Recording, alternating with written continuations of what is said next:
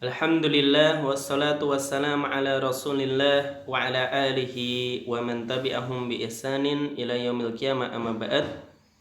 Baik para santriwati yang dirahmati oleh Allah Subhanahu wa taala, kita lanjutkan kembali mengkaji kitab At-Tauhid Al-Muyassar yang dikarang oleh Syekh Abdullah bin Ahmad Al-Khuwail hafizahullahu taala.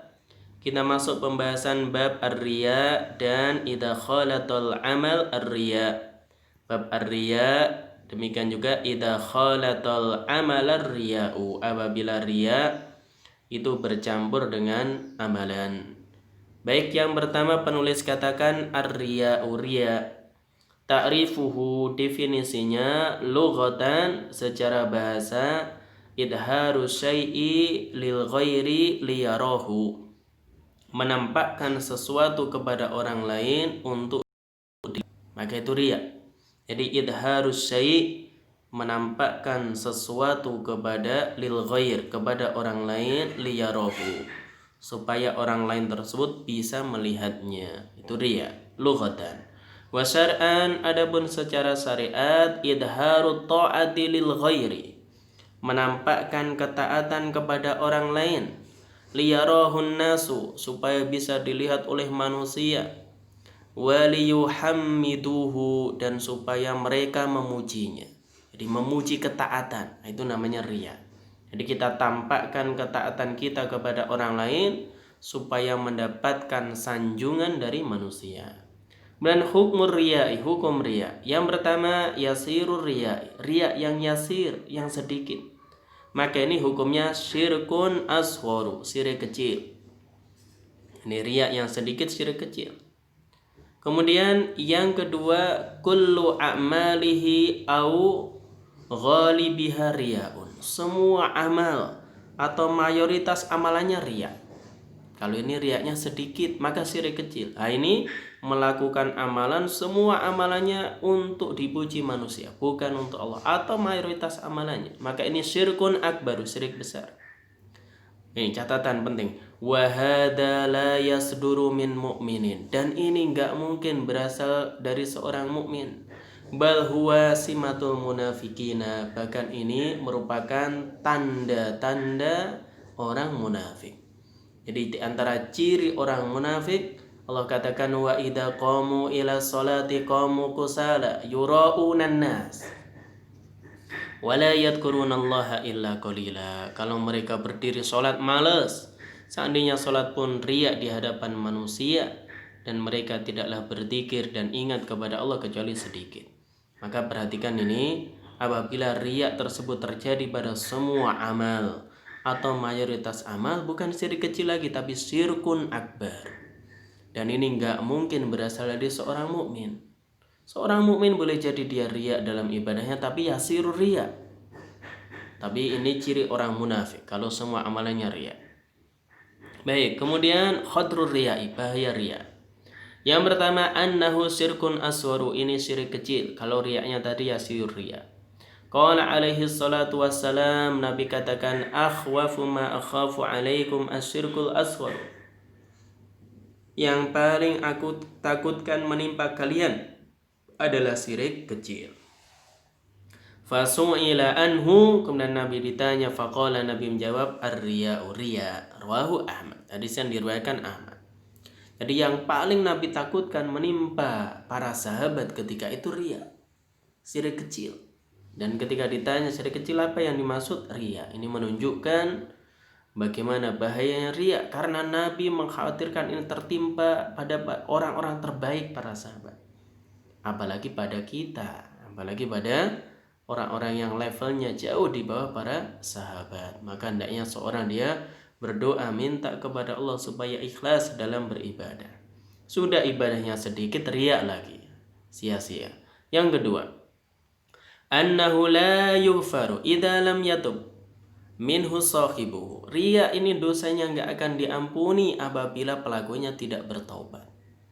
Ini menurut sebagian ulama, riya ini dosanya tidak diampuni. Kenapa? Riya termasuk syirik, dan Allah katakan innallaha la yaghfiru ayyushraka bih. Allah tidak mengampuni dosa kesyirikan, wa yaghfiru ma duna dzalika liman yasha, dan mengampuni dosa yang levelnya di bawah kesyirikan bagi orang yang Allah kehendaki. Sudah kita jelaskan an yusroka ini masdar muawwal, andama fi'il mudhari. Jadi ada an fi'il mudhari. Ini pelajaran nahwu awal-awal kelas 9 pakai nahwul wadi. An yusroka ini masdar muawwal bisa ditakwil ke masdar sharih. Masdar sharihnya apa? Isrokan. Nah, isrokan nakirah dalam konteks penafian memberikan faedah umum. Semua kesyirikan baik syirik kecil atau syirik besar enggak akan Allah ampuni. Maka di sini penulis katakan annahu la yufar, dosa riya enggak akan Allah ampuni idza lam yatub minhu sahibu, apabila pelakunya tidak bertobat darinya. Wa hadza ya syirkal akbar wal asghara. Maka kata penulis Syekh Abdullah bin Ahmad Al-Khuwail, ayat di atas mencakup atau umum, ayat di atas umum mencakup syirik besar dan syirik kecil. Karena tadi masdar muawwal yang bisa ditakwil ke masdar sharih isrokan nakiro dalam konteks penafian memberikan faedah umum. Yang ketiga, annahu yuhbitul amal alladhi khalatahu, riya akan menghapuskan amal yang tercampuri, yaitu amalan yang tercampur dengannya. Jadi kalau ada amal soleh tercampur riya, maka amal soleh tersebut bisa terhapus. Baik. Qala alaihi salatu wassalamu, yaitu Nabi katakan qala Allah Ta'ala, Allah berfirman, berarti hadis ilahi atau hadis qudsi. Ana agna syuraka'i anis syirki, atau ana agna syuraka'a anis syirki. Man amila amalan asyraka ma'i fihi ghairi taraktuhu wa syirkahu. Rawahu Muslim. Saya adalah zat yang tidak butuh sekutu. Ya, barang siapa yang mengamalkan satu amalan kemudian menyekutukan aku dalam amalannya tersebut dengan yang lain, taraktuhu wa syirkahu, aku tinggalkan dia dan sekutunya itu. Hadis ini dikeluarkan Imam Muslim. Maka Allah enggak suka apabila seorang beramal kemudian melakukan riya, bukan untuk Allah tapi untuk manusia atau yang lainnya. Yang keempat, bahaya riya annahu a'dhamu min fitnatil masihid dajjali. Riya ini lebih bahaya dibandingkan fitnah yaitu dajjal. Dibandingkan fitnah al-masihid dajjal. Dajjal disebut al-masih yaitu artinya yang terusap, yaitu karena matanya buta sebelah.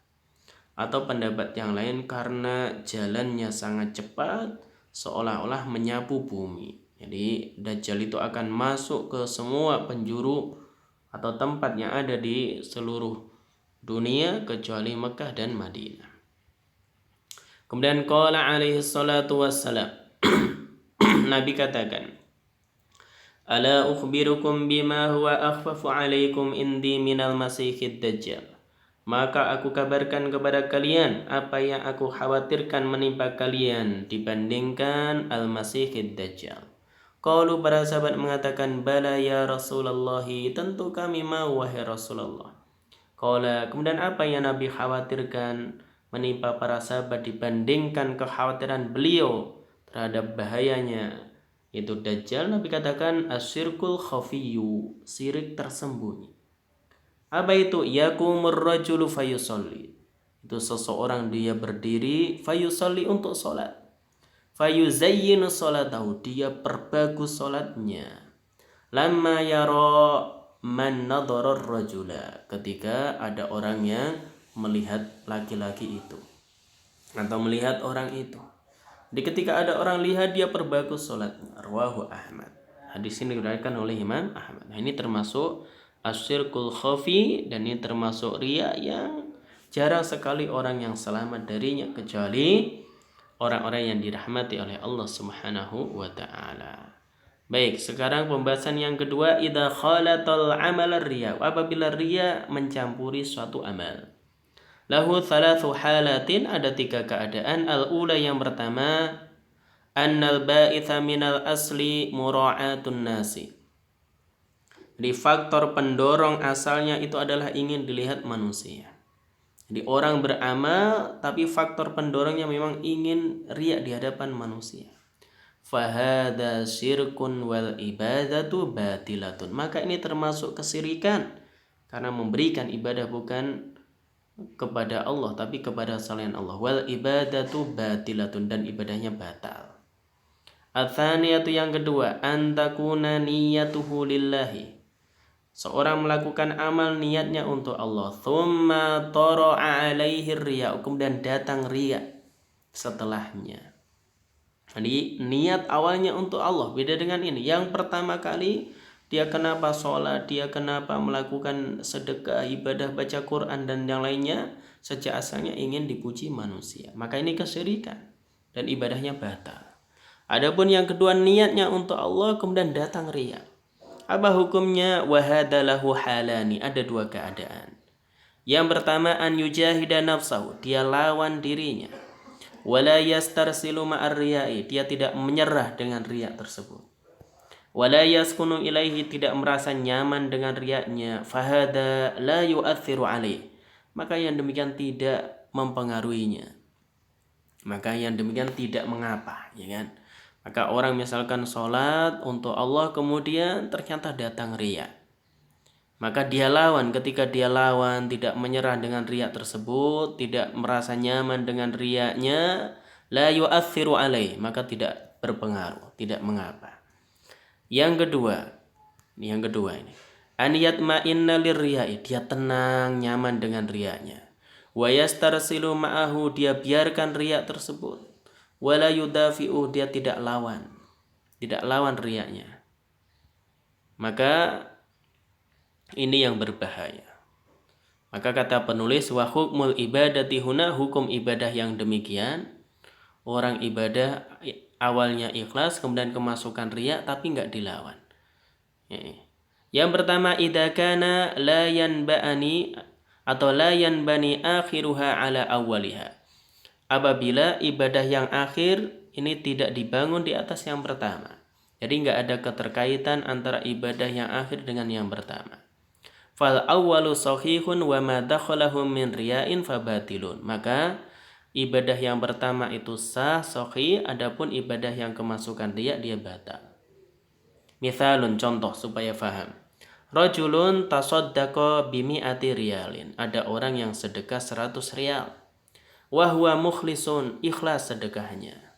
Tsumma ra'a sahsan, kemudian dia melihat seseorang, fatasaddaqa bimi'atin ukhra, sedekah dengan 100 rial juga.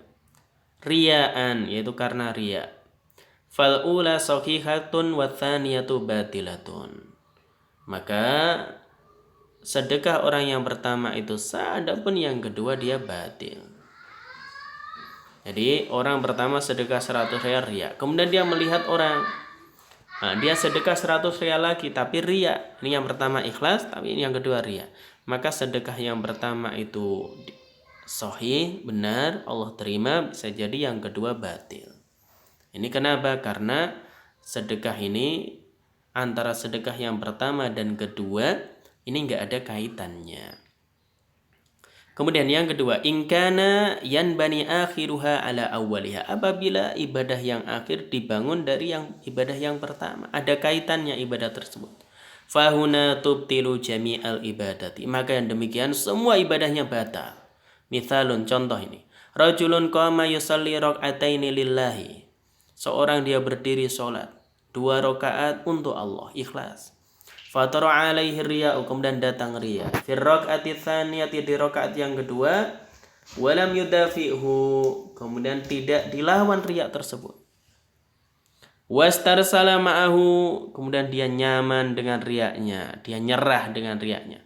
Fahuna tubtilus sholata kullaha, maka yang demikian membatalkan semua sholatnya. Karena sholat itu keterkaitan. Misalkan sholat duhur 4 rakaat, 2 rakaat yang pertama ikhlas, kemudian datang siapa, kemudian dia riya. Rakaat ke-3, ke-4 riya. Maka karena sholat ini satu kesatuan, maka semua sholatnya batal. Dan ats-tsalitsatu, keadaan yang ketiga, ma yatra'u ba'da intihail ibadati, yaitu riya itu datang setelah ibadah selesai. Maka la yu'athiru 'alaiha syai'an, tidak ada pengaruhnya sama sekali. Dan mas'alatun, ada masalah. Man sami'a thana'an nasi alaihi fafarokha bidalika, maka orang yang mendengar pujian manusia kemudian dia senang dengan hal tersebut, wasurra, dan dia bahagia, apa hukumnya? La syai'a fi dzalik, maka hukumnya tidak mengapa. Bahkan tilka ajilun busrul mu'min, ini adalah yaitu kebahagiaan seorang mukmin yang disegerakan. Rawahu Muslim. Nah, di sini keluarkan Imam Muslim.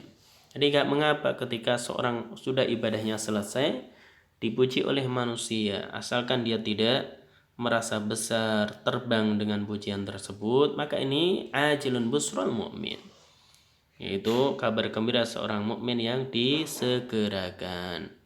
Baik, kemudian masalah yang berikutnya, man tarokal amala li ajlin nasi, orang yang meninggalkan satu amal karena manusia. Maka kata penulis, tarkul amali li ajlin nasi riyaun, meninggalkan amal karena manusia riya.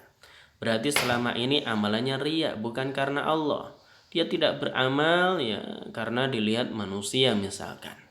Maka tarkul amal li ajlin nasi riyaun, meskipun ada perinciannya. Kemudian al-farqu bainar riya'i was sum'ati, beda antara riya' dan sum'ah. Ada istilah riya' dan sum'ah. Ar-riya'u yata'allaku bimahasatil ain. Riya' ini terkait dengan mata, jadi dilihat.